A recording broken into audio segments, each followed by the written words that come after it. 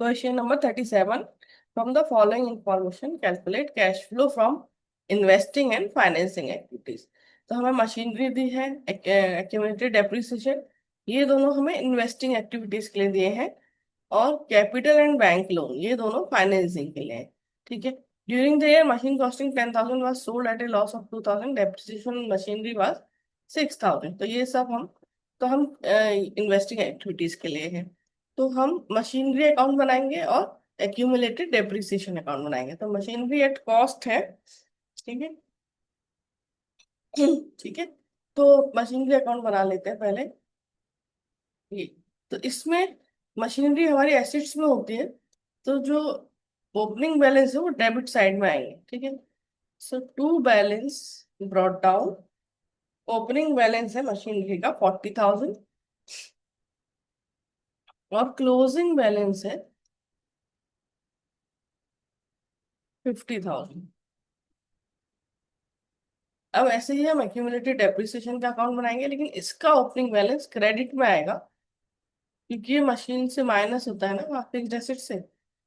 तो ये liability side का आप सोच के इसका ओपनिंग बैलेंस क्रेडिट में आएगा। So to balance brought down, by balance brought down और टू बैलेंस कैरिड डाउन, 10,000 12,000। ठीक है। बैलेंसेस कॉपी कर रही अब एडजस्टमेंट देख लेते हैं। During the year A machine costing 10,000 was sold at a loss of 2,000, लेकिन ये नहीं बताया अभी तक कि इसमें डेप्रिसिएशन कितना था। ठीक है। और फिर है depreciation on machinery charge during the year amounted to 6,000। सबसे पहले हम एक्यूमुलेटेड डेप्रिसिएशन वाला अकाउंट क्लोज करने का ट्राई किया करेंगे। तो इसका डेप्रिसिएशन दिया हुआ है, तो यहाँ हम लिखेंगे। तो एक्यूमुलेटेड डेप्रिसिएशन क्या आता है?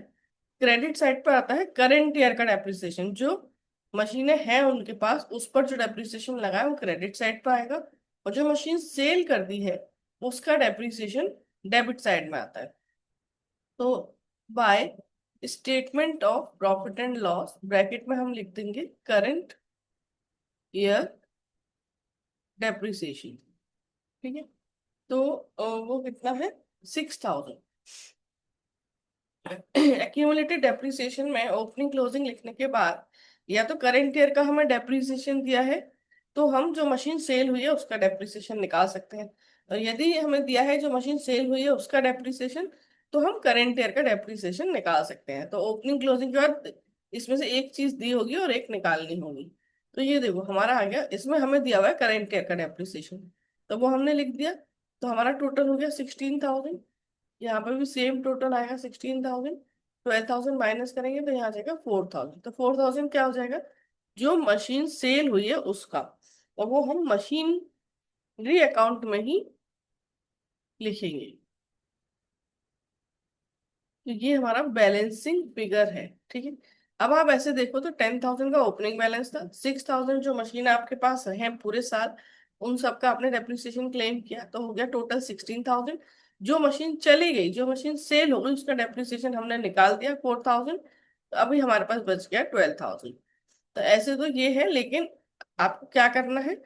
क्रेडिट में करेंट ईयर का डेप्रिसिएशन लिखना है, और डेबिट में जो मशीन सेल हो गई है उसका डेप्रिसिएशन लिखना है। और फिर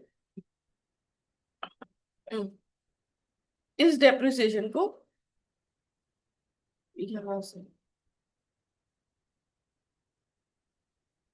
यहाँ से मशीनरी अकाउंट में लेके जाना है।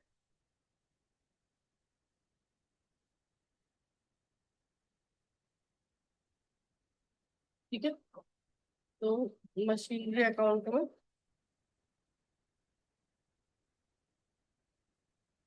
कितना? 4,000। इसको क्या हम लिख देंगे? By accumulated depreciation. अब हमें क्या करना है? By bank.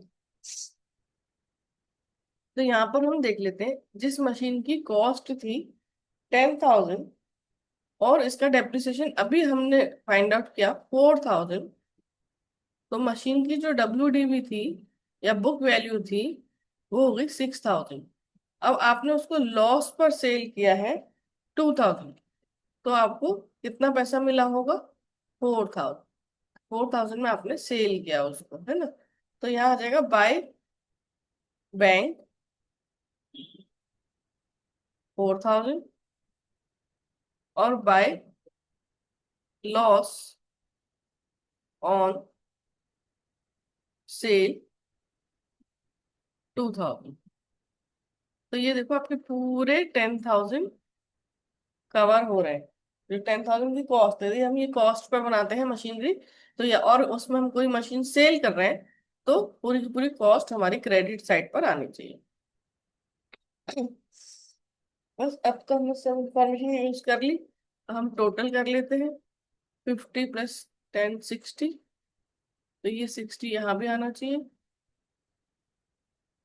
तो ये जो बैलेंसिंग फिगर आएगी वो टू बैंक आएगी, बैलेंसिंग फिगर।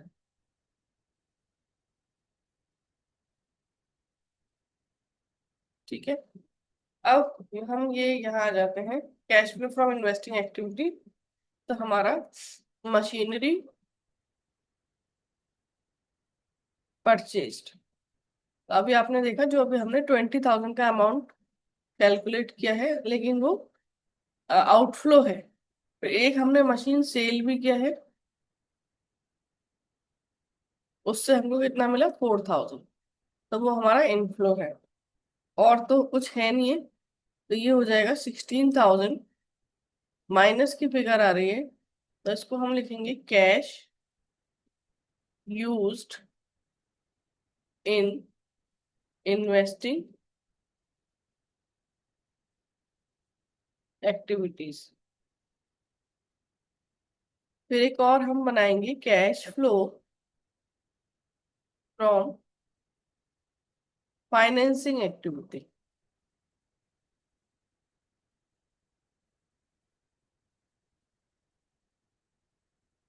इसमें देखो अभी आपका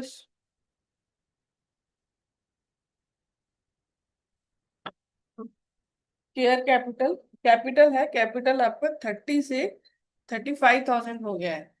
सो इशू ऑफ कैपिटल 35,000 माइनस 30,000, तो 5,000 से आपने शेयर्स इशू किए हैं। और फिर बैंक लोन था देखो 10,000, अभी हो गया जीरो, मतलब आपने क्या किया हुआ? रीपेमेंट कर दिया उसका।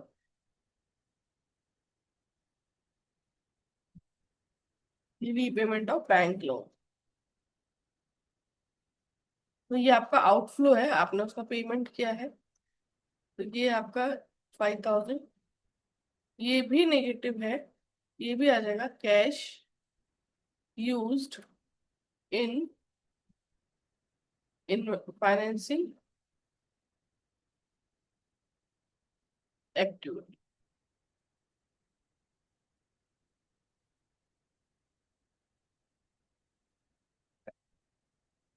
Question done.